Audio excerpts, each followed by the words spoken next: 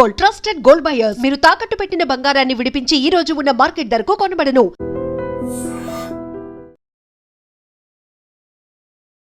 Indian registration council federation chairman doctor Siddha Chakrarao sir మనతో పాటు ఉన్నారు. ఈ మధ్య కాలంలో మనం తరచుగా చూస్తున్నాం కార్డియక్ అరెస్ట్.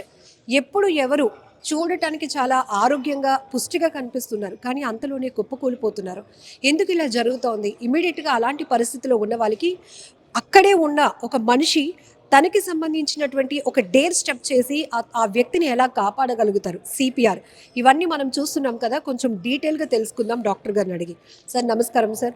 సో జనరల్గా కార్డియక్ అరెస్ట్ అనేది ఎందుకు జరుగుతుంది సార్? జిమ్లో వర్కౌట్స్ చేస్తూ పడిపోతున్నారు, ఇట్లా చాలా చూస్తున్నారు. ఈ కార్డియక్ అరెస్ట్కి ముఖ్యమైన కారణం ఏంటంటే, మనకి ఈ హార్ట్లో ఎలక్ట్రికల్ డిస్టర్బెన్సెస్ రావడం. అది రకరకాల కారణాలు అవ్వచ్చు. ఈ మధ్యన కొంతమంది కోవిడ్ అంటున్నారు. అదే కాకుండా వారికి ఎక్కువగా చెమట పట్టి లవణాలు బయటకు వెళ్ళిపోవడం, అలాగే దాహం వేసినా కూడా దాహానికి డీహైడ్రేషన్లోకి వెళ్ళడం, అలాగే పొటాషియం తగ్గడం దీనివల్ల, అలాగే మనకి బ్లడ్ షుగర్ లెవెల్స్ పడిపోవడం ఎక్సర్సైజ్ చేసేటప్పుడు లేకపోతే ఆడినప్పుడు. ఇటువంటి కారణాల వల్ల మెయిన్గా జరుగుతూ ఉంటుంది. ఇది ఎవరికైనా జరగచ్చు, ఎప్పుడైనా జరగచ్చు. వయసుతో కూడా కానీ లేకపోతే స్త్రీ పురుష భేదాలు కూడా లేకుండా ఎవరికైనా జరగచ్చు. కనుక మనం ఈ వచ్చిన వాళ్ళని ఇమ్మీడియట్గా స్రోదప్పి పడిపోయిన వాళ్ళని వదిలేసి వెళ్ళిపోకుండా మనం ముందుకొచ్చి వాళ్ళని రివైవ్ చేయడానికి ప్రయత్నించాలి. ఈ రివైవ్ చేయడానికి ప్రయత్నించడంలో ముఖ్యంగా మనం ఏంటంటే సోడా లేకపోతే మంచినీళ్ళు పట్టడానికి మనం ప్రయత్నిస్తాం, అలా పడిపోయిన వాళ్ళు కూర్చోబెట్టడానికి ప్రయత్నిస్తాం. ఇది మాత్రం చెయ్యొద్దు. ఏంటంటే నీళ్లు బాగుంటే నీళ్ళన్నీ అతను తాగలేడు కనుక ఊపిరితిత్తుల్లో పోయి ఇంకా డ్యామేజ్ జరుగుతుంది. అలాగే అతను కూర్చోబెడితే ఇది అన్కాన్షియస్ ఎందుకు అవుతాడంటే, మెదడుకి సరైన రక్త ప్రసరణ లేక ఆక్సిజన్ సప్లై లేకుండా పడిపోతాడు. పడిపోయినాడు మళ్ళీ కూర్చోబెడితే అది మళ్ళీ యాంటీ గ్రావిటీ ఎఫెక్ట్ వచ్చి రక్త ప్రసరణ ఉండదు. కనుక మనం అలాగే పడుకోబెట్టి అతనికి మనం ఇమీడియట్గా అతను ఎలా ఉన్నాడు, ఆర్ యూ ఆల్ రైట్ అని ఛాతీ మీద తట్టి, అంటే దవడ మీద అయితే కొట్టి చేయొద్దు, మామూలు తట్టి అతను ఏమన్నా మూలుగుతున్నాడా, మాట్లాడడానికి ప్రయత్నిస్తున్నాడా, వామిటింగ్ అయిందో లేదో అబ్జర్వ్ చేసి, ఇవన్నీ అబ్జర్వ్ చేస్తే అలాగే చేయకపోతే అచేతనంగా పడుంటే వెంటనే మనం ఇమ్మీడియట్గా మనం 108కి ఫోన్ చేసి మీ ఫోన్ స్పీకర్ ఆన్ చేసి, నేను 108 పలానా నేను డాక్టర్ చక్రరావు మాట్లాడుతున్నాను, వాళ్ళ చోట ఉన్నాను, నేను ఇక్కడికి ఎలా రావాలా, ఇక్కడ నలుగురు పడిపోయారు కనుక మీరు అర్జెంటుగా అంబులెన్స్ తీసుకుని ఏఈడీని పట్టుకుని రండి అని చెప్తాం. ఇదే కాదు, మనం ఒక ఇండస్ట్రియల్ యాక్సిడెంట్ అవ్వచ్చు, గ్యాస్ లీకేజ్ అవ్వచ్చు, లేకపోతే ఎలక్ట్రికల్ షాక్ అయితే అవ్వచ్చు. ఇటువంటి చోట మనం ముందు దూకేటప్పుడు పరిసరాలు జాగ్రత్తగా ఉన్నాయా, పరిసరాలు శ్రేయస్కరంగా ఉన్నాయా లేదా కూడా చూసుకోవాలి. ఏంటంటే ముందు మనం సేవ్ అయితేనే మొదటి వాళ్ళని సేవ్ చేయగలం. ఇది ఇలా ఫోన్ చేసినప్పుడు ఈ ఫోన్కి చాలా ఎటికెసీ ఉంటుంది. మనం ముందు పేరు చెప్పడం, అలాగే వాళ్ళు చెప్పిందంతా వినడం, వాళ్ళు పెట్టేమని చెప్పే వరకు మనం పెట్టకుండా ఉండాలి.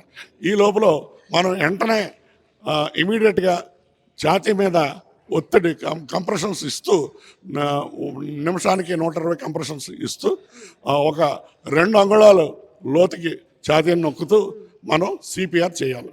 ఈ సిపిఆర్ చేసేటప్పుడు ఇంకా మనం గమనించవలసిన పని ఏంటంటే, మనం ఈ సిపిఆర్ చేసే రోగిని ఎప్పుడు వదిలేయకూడదు. ఎక్కడా కూడా ఒక సెకండ్ కూడా ఆలస్యం కానీ అశ్రద్ధ కానీ చేయొద్దు. ఏంటంటే 10 సెకండ్లు తక్కువ ఆలస్యం అయినా కూడా మనకి ఛాన్సెస్ ఆఫ్ సర్వైవల్ తగ్గుతుంది. అంటే బ్రెయిన్కి ఆక్సిజన్ అందించడం మన ముఖ్యం. ఇది ఏంటంటే ఈ సిపిఆర్ చేయడం వల్ల ముందున్న ఛాతీ ఎముక స్టెర్నంకి, వెనకాల ఉన్న రిబ్స్కి, అదే వెర్టిబ్రాకి మధ్యన ఈ రైట్ ఆర్టియం వెంట్రికల్ కన్స్ట్రక్ట్ అయ్యి బ్లడ్ సప్లై అవుతూ ఉంటుంది అన్నమాట. దీన్ని మనం కంటిన్యూస్గా 120 కంప్రెషన్స్ పర్ మినిట్ చేస్తే బాగుంటుంది. ఈ లోపల మనం 30 అయిన తర్వాత 2 బ్రెత్స్ అని ఉంటారు. ఇప్పుడు అందరూ కూడా మామూలుగా మౌత్ టు మౌత్ చేయమని అనేవారు.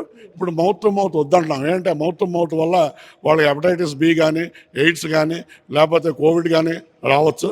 అందుకే మీరు ఇదవద్దు. మామూలుగా మీరు ఛాతీ కంప్రెస్ చేసి వదలడం వల్ల నెగిటివ్ ప్రెషర్ బయటనున్న ఎయిర్ని లాక్కుని ఆక్సిజనేట్ చేయడానికి అవకాశం ఉంది. కనుక ఏం అక్కర్లేదు అని నేను ఇప్పుడు చెప్తున్నాను. అదే కాకుండా స్పెషల్ సిచ్యువేషన్స్ ఉంటాయి. ఏ సిచ్యువేషన్లో అయినా సరే అది ముందు వెంటనే వాళ్ళని ఈ సిపిఆర్ చేసి బతికించడానికి చూడాలి. ఈ లోపల మనకి గట్టిగా ఆ తర్వాత మనం చేసేటప్పుడు అంకెలు లెక్క పెట్టాలి. 1 2 3 4 5 6 ఈ లెక్క పెట్టడం వల్ల అందరికి కౌంటింగ్ చేస్తూ చేయాలి. దీనివల్ల అందరికీ ఏంటి ఇక్కడ ఏదో జరుగుతుంది, ఏదో చేస్తున్నాడు అతను అని మనకి సాయం చేయడానికి ఎవరన్నా మనుషులు రావచ్చు. అది ముఖ్యం. అలాగే ఈ లోపల మనకి అంబులెన్స్ కానీ వస్తే అంబులెన్స్లో వాళ్ళు ట్రైన్డ్ పీపుల్ ఉంటారు. ట్రైన్డ్ పీపుల్ ఇప్పుడు నేను డాక్టర్నైనా వాళ్ళు వస్తే నాకు సాయం చేస్తారు. ఏంటంటే నేను అలసిపోతాను. అలసిపోతే వాళ్ళు వచ్చి టేక్ ఓవర్ చేసుకోవాలి. ఆ పైన వాళ్ళ దగ్గర ఏఈడి అనే ఆటోమేటెడ్ ఎలక్ట్రికల్ డిఫిబ్రిలేటర్ ఉంటుంది.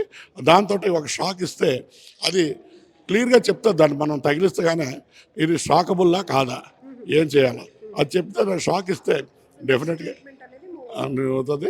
తర్వాత మళ్ళీ సిపిఆర్ చేసుకుంటూ వాళ్ళు డెఫినెట్గా కొంతసేపటికి మూలగడం, కదలడం ఇవన్నీ చేయడం వస్తుంది.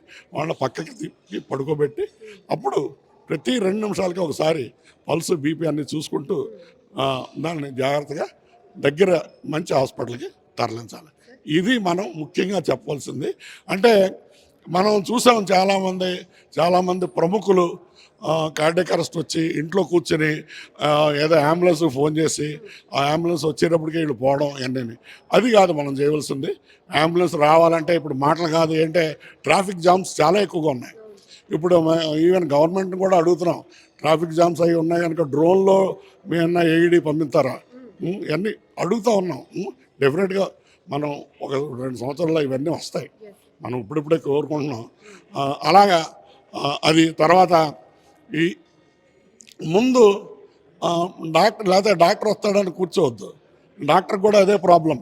ఇప్పుడు ఎంత ఎఫిషియెంట్ సర్వీసెస్ మనకి ఎమర్జెన్సీ అవేకనింగ్ సిస్టమ్స్ లేవు.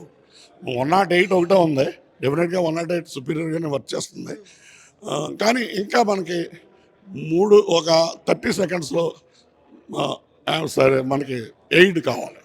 అటువంటి ఇది డెఫినెట్గా వస్తుంది. సార్, ఏ పరిస్థితిలోనైనా పిల్లలు ఏ ఏజ్ గ్రూప్ వాళ్ళైనా ఒక్కసారిగా అలా స్ట్రోక్ వచ్చి కూలి పడిపోయినప్పుడు ఏ ఏజ్ గ్రూప్ వాళ్ళకైనా సిపిఆర్ మేము ఎక్కువగా 14 సంవత్సరాల వాళ్ళకి ట్రైనింగ్ ఇస్తున్నాం.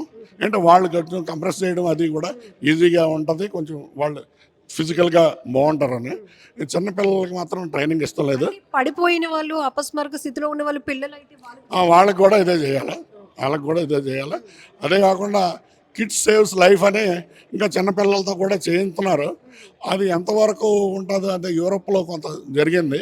ఎంతవరకు ఉంటుందో వాళ్ళు ఏదో ఫోటోలు పెట్టారు కానీ దాని మీద నేను మాట్లాడలేను. సార్, ఇప్పుడు Indian society of critical care medicine అనేది ఒక థీమ్ని అగ్రెసివ్గా తీసుకెళ్తుంది. Slogan safety, synergy, standards. ఏంటి ఈ సినర్జీ స్టాండర్డ్స్ ఏంటి పాటించాలి సార్? స్టాండర్డ్స్ అంటే అవైలబుల్ స్టాండర్డ్స్ని మనం డివేట్ అవ్వకుండా ఏది ఉంటే అది చేయాలి. అంటే ఇప్పుడు నేను గైడ్లైన్స్ గురించి మాట్లాడతాను కనుక గైడ్లైన్స్ ఉన్నాయని పుస్తకాల్లో ఉన్నాయని గైడ్లైన్స్ అవ్వవు. మనం ఏది చేయగలమో దాన్ని పర్ఫెక్ట్గా పాటించాలి. అదే ముఖ్యం. సార్, ఈ మధ్య మనం చూస్తున్నాం డైట్ ప్లాన్స్లో చాలా రకరకాలు ఇది పాటించండి, అది పాటించండి, ఇట్లా కన్ఫ్యూజ్ రన్ అవుతోంది. అందరూ అన్ని పాటించడానికి కూడా సిద్ధపడిపోతున్నారు. ఈ క్రమంలోనే ఉన్న హెల్త్ని కూడా డ్యామేజ్ చేసుకున్న వాళ్ళు ఉన్నారు. ప్రధానంగా ఏమి అవాయిడ్ చేయాలి సార్ మన లైఫ్ స్టైల్లో, డైలీ లైఫ్లో? ఏమి లేదమ్మా, నార్మల్ ఆహారం తీసుకోండి, ఎక్కువ తినొద్దు. మీకు ఒక ఇంత తింటే సరిపోద్ది అనుకుంటే అందులో 3/4 తినండి, మీరు ఆరోగ్యంగా ఉంటారు. మామూలు అలవాట్లు ఏమీ పెట్టుకోకుండా సిగరెట్ కానీ ఆల్కహాల్ కానీ ఏమి తీసుకోకుండా మీ పనులు మీరు చేసుకోండి. విపరీతమైన ఒత్తిడి నడుస్తోంది సార్. ఒత్తిడి అంటే నాకు ఎక్కువ డబ్బులు సంపాదించేయాలని ఉంటుంది, ఎక్కువ పని చేసేయాలని ఉంటుంది. అది లిమిట్ చేసుకోవాలి మనం. తర్వాత కనీసం 7-8 గంటలు నిద్ర ముఖ్యం. అది నిజంగా ప్రస్తుతం ఉన్నటువంటి సమాజం దేనికి ప్రయారిటీ ఇస్తుంది? ఆర్థిక సంబంధాల చుట్టూ మాత్రమే తిరుగుతోంది. మళ్ళీ ఎన్నికలంగానే చాలా విరక్తి కలుగుతాను. మంచి అనిపిస్తుంది కదా, లేడీస్ కూడా ఛాలెంజింగ్ జాబ్స్ చేసినప్పుడు చాలా బాగుంటది. ట్రాఫిక్ అసిస్టెంట్స్ గా నియమించిన ట్రాన్స్జెండర్స్ అందరితో సాల్యూట్ చేయించుకుంటున్నారు. ఫుడ్ డెలివరీ ఇవ్వటానికి వెళ్ళినటువంటి డెలివరీ బాయ్ అనిల్ పై కళ్ళ ముందు